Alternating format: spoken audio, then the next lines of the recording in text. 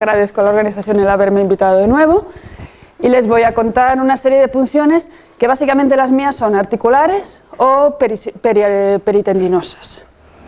¿Vale? Empezaré por la articulación radiocarpiana. El mejor punto para identificar esta articulación es entre el radio y el margen cubital del escafoides, distal al tubérculo de Lister, que se palpa perfectamente, que luego abajo podemos palpar. En esta preparación anatómica pueden ustedes ver que esta articulación tiene una cápsula dorsal muy gruesa. Durante esta punción ecoguiada que vamos a hacer, deberemos buscar el radio, el escafoides y el tendón suprayacente, que es el del extensor carpi radialis longus. La posición ideal de la muñeca para abrir esta articulación es en flexión y desviación cubital de la misma, situando el transductor alineado con el espacio entre segundo y tercer metacarpiano, y obtendremos esta imagen. Esta imagen vemos el radio, vemos el escafoides y vemos la articulación con su gruesa cápsula dorsal y encima el tendón en el dorso del extensor carpi radialis longus. Como pueden ustedes ver, el espacio interóseo por ecografía parece mucho más amplio que en la preparación anatómica. La imagen es falsa. La ecografía no permite ver el cartílago articular. Entonces, esto hay que tenerlo en cuenta siempre a la hora de inyectar dentro de una articulación, sobre todo si la articulación es pequeña. No debemos ir a buscar, a inyectar entre los dos huesos.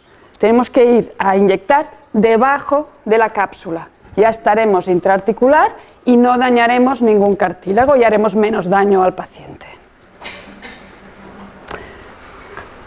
Debemos inyectar justo debajo de esta cápsula articular que he destacado en azul y que es bien visible, sobre todo si hay derrame. Veremos este espacio anecoico subcapsular. Allí es donde dejaremos nuestra inyección. No existe ninguna estructura vasculonerviosa que podamos dañar en esta punción, y es por ello que la trayectoria óptima de la aguja es fuera de plano. Hasta que observemos la punta de la aguja subcapsular, ya estaremos intraarticular.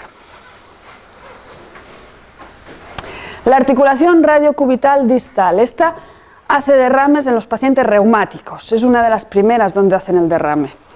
Se aborda por el dorso de la muñeca, como muestra la flecha roja. En este espacio se hallan todos los tendones extensores de los dedos y de la muñeca, cada uno dentro de su corredera dorsal del radio.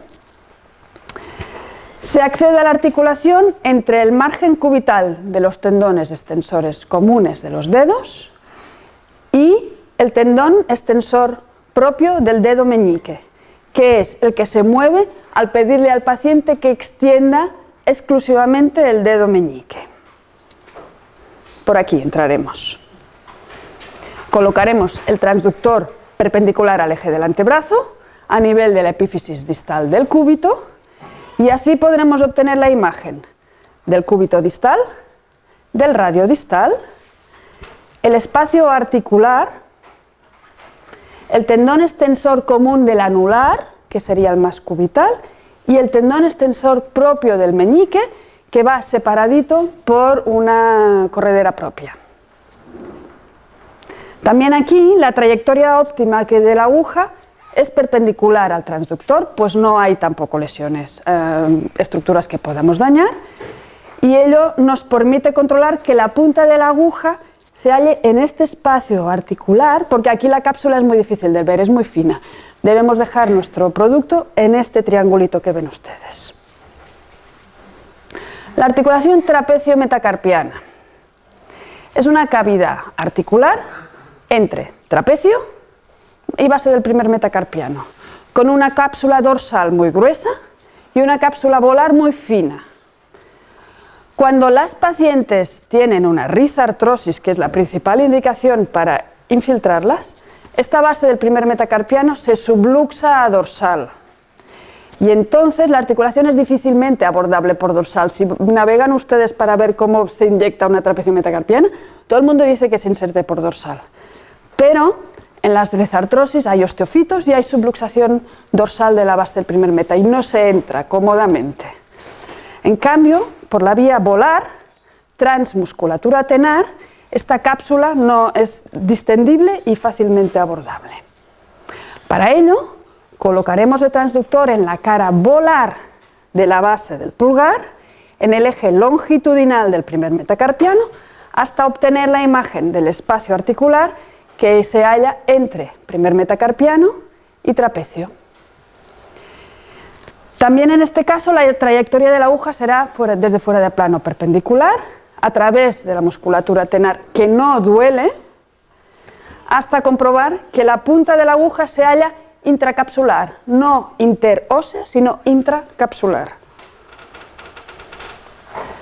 Articulación interfalángica proximal, que hace derrames en las artritis psoriásicas y en diversas otras artritis sistémicas.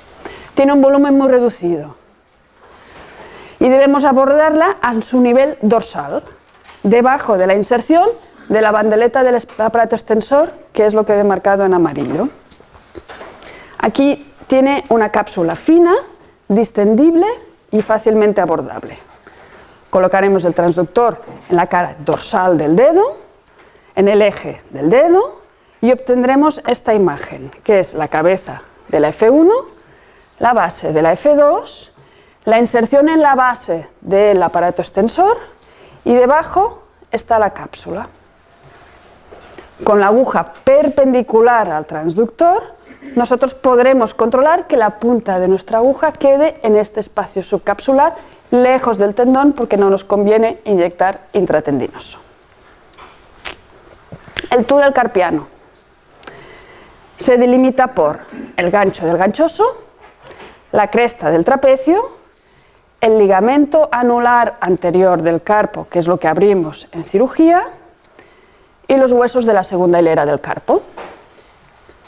Contiene el tendón flexor pollicis longus con su vaina sinovial propia, los tendones flexores profundos de los dedos con su vaina sinovial propia, los tendones flexores superficiales de los dedos trifalángicos con su vaina sinovial propia y encima el nervio mediano.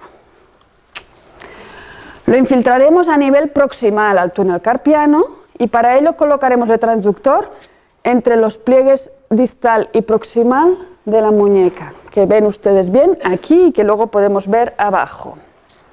Y obtendremos esta imagen con el flexor pollicis longus, los tendones profundos de los dedos trifalángicos, los tendones superficiales de los dedos trifalángicos y el nervio mediano encima, para inyectar dentro del espacio sinovial flexor en caso de sinovitis, en pacientes reumáticos, en pacientes con metabolopatías por depósito. Introduciremos la aguja perpendicular al transductor en el margen cubital de las estructuras flexoras, que están sinovializadas y lejos del nervio mediano, inyectando a nivel de los tendones flexores superficiales primero y de los profundos después. En cambio, si lo que deseáramos es bloquear el mediano, introduciríamos la aguja más radial y superficial cerca del nervio. La tenosinovitis flexora es tenosante o dedo en gatillo. Se produce sobre todo a nivel de la polea A1, que es esta y esta de los tendones flexores, que se halla a nivel del cuello del metacarpiano. La polea contiene el tendón flexor superficial, el profundo. A cada lado tenemos los dos paquetes vasculonerviosos digitales.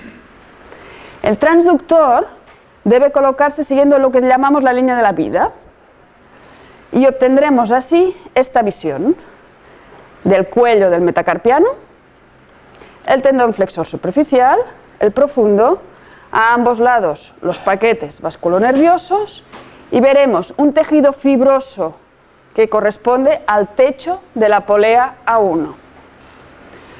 Para inyectar, introduciremos la aguja en el plano perpendicular a nuestra sonda, siguiendo el eje de cada metacarpiano.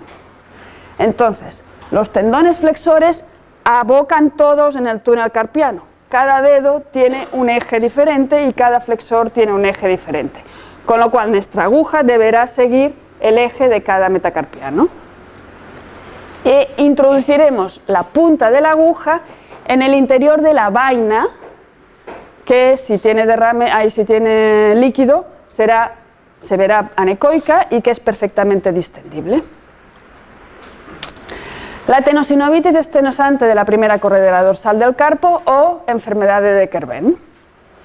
Se caracteriza por un conflicto entre contenido y continente entre la primera corredera dorsal del carpo y los tendones subyacentes.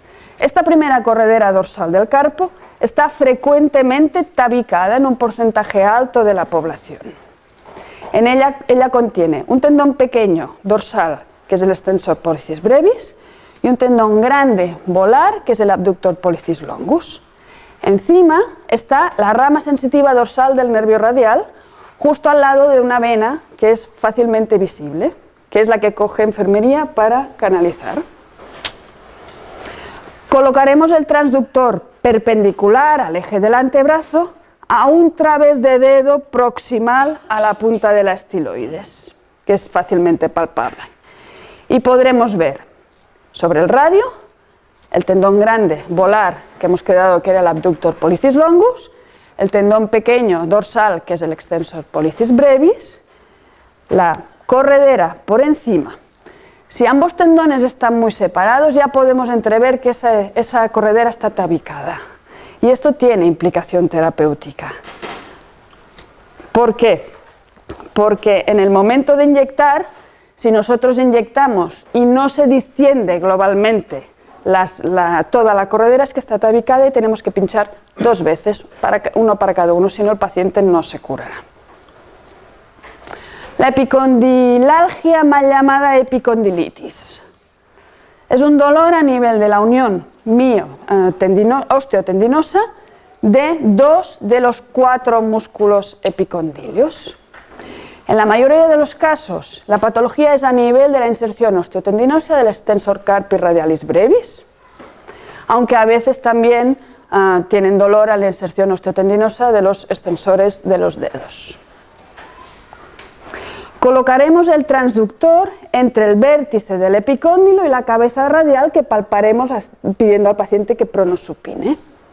Estas 2 estructuras son fácilmente palpables y nos permitirá visualizar la punta del epicóndilo, la articulación radio-humeral, la cabeza del radio, la inserción del músculo supinador y la inserción del extensor carpi radialis brevis, que he destacado aquí.